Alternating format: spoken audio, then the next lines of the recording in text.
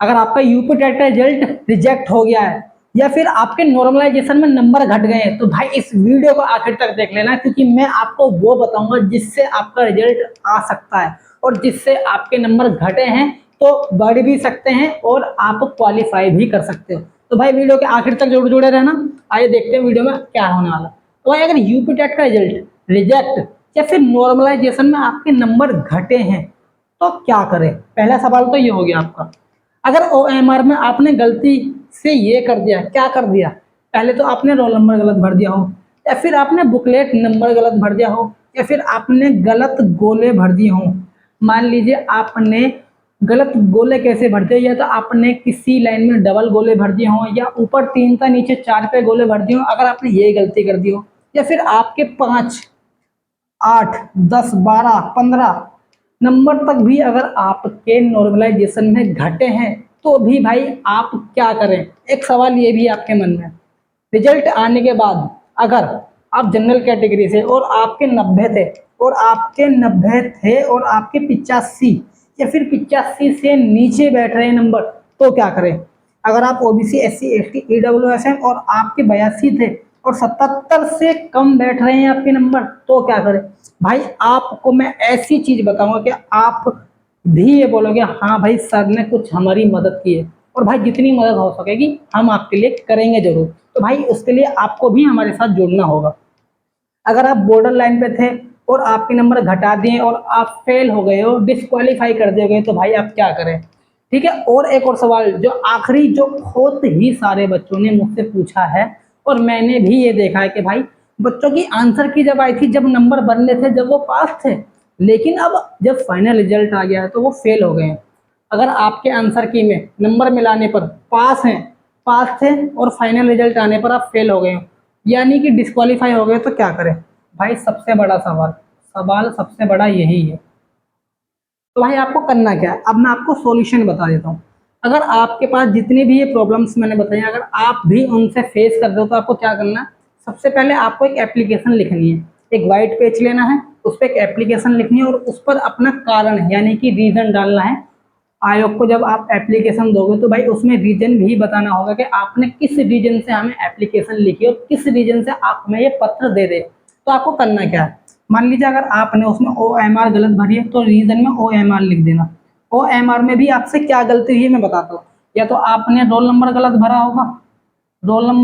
होगा, या फिर आपने बुकलेट नंबर गलत भरी होगी, अगर आपने बुकलेट नंबर गलत भरे, या फिर गोले गलत भरे होंगे।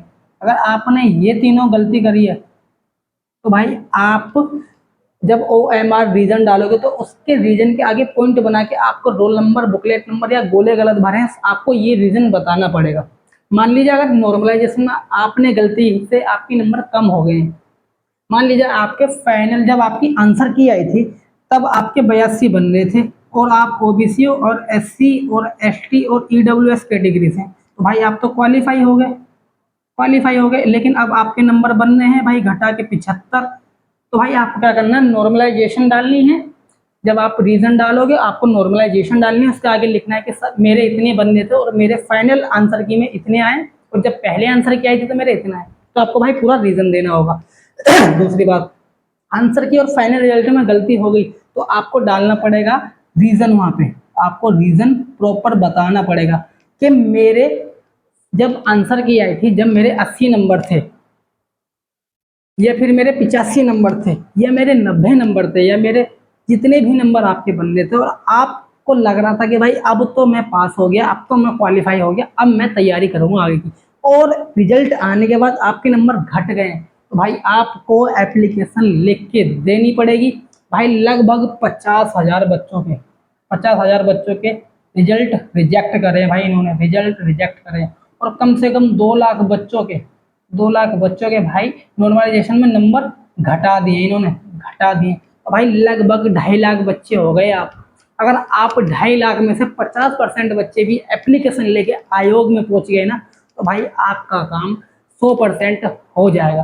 तो भाई अगर आपसे गलती हो गई है तो कोई बात नहीं, गलती हो जाती है, इंसान से ही होती है, लेकिन आप उसको सुधार भी सकते हो। भाई सुधारने कैसे है ये मैंने आपको बता दिया। और अगर आपको फिर भी कोई प्रॉब्लम आती है, आपको कुछ नहीं समझ में आता है, तो आपको करना क्या है, आपको मुझे कमेंट में बताना है कि सर मेरे इतने नंबर थे और मैं इस कैटेगरी से हूँ, मेरा इस दिन पेपर था और जब मेरी आंसर की आई थी तो मेरे इतने बनने थे, लेकिन फाइनल रिजल्ट आने के बाद में मेरे आंसर की में नंबर घट गए हैं। तो भाई फिर आपको मैं सॉल्यूशन बताऊंगा कि आप क्या कर सकते हैं। और अगर आपने ओएमआर में रोल नंबर गलत भरा है, बुकलेट नंबर गलत भरा है, या गोले गलत भर दिए हैं, या और किसी कारणवश आपका रिजल्ट नहीं आता है, तो भी मेरे को आप बताना कमेंट में। या फिर हो सकता है रिजल्ट में इसलिए भी आपका रिजेक्ट हो गया हो कि क्या पता आपने डॉक्यूमेंट में कुछ गड़बड़ कर दी हो। तो भाई डॉक्यूमेंट को भी ध्यान में रखना। और आपको जब डॉक्यूमेंट लेके जाने आयोग में, तो भाई आपको रिजल्ट की कॉपी लेके जानी है, सारे ओरिजिनल डॉक्यूमेंट लेके जाने, 10th-12th की मार्कशीट जो भी आपने लगाए होंगे, फोटो वगैरह, आधार कार्ड, पैन कार्ड, जो भी आपने वहाँ लगाया होगा, और एप्लीकेशन फॉर्म ले जाना है। और एप्लीकेशन फॉर्म ओरिजिनल वहाँ पे जमा करना, और फोटो कॉपी अपने पास जरूर रखना है, एक फोटो कॉपी, क्योंकि आपके पास भी सबूत होना चाहिए कि हाँ भाई हमने कुछ वहाँ पर जमा करा था।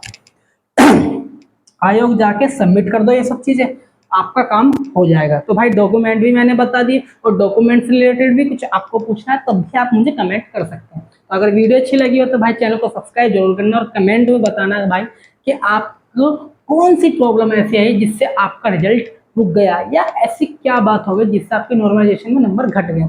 तो भाई चैनल को सब्सक्राइब करो, वीडियो को लाइक कर दो, जितना हो सके भाई वीडियो को शेयर कर दो। मिलेंगे नेक्स्ट वीडियो में एक बेहतरीन टॉपिक के साथ, एक बेहतरीन अपडेट के साथ, क्योंकि जो भी ताज़ा जानकारी होगी मैं आप तक जरूर पहुंचाऊंगा। नमस्कार, धन्यवाद, जय हिंद।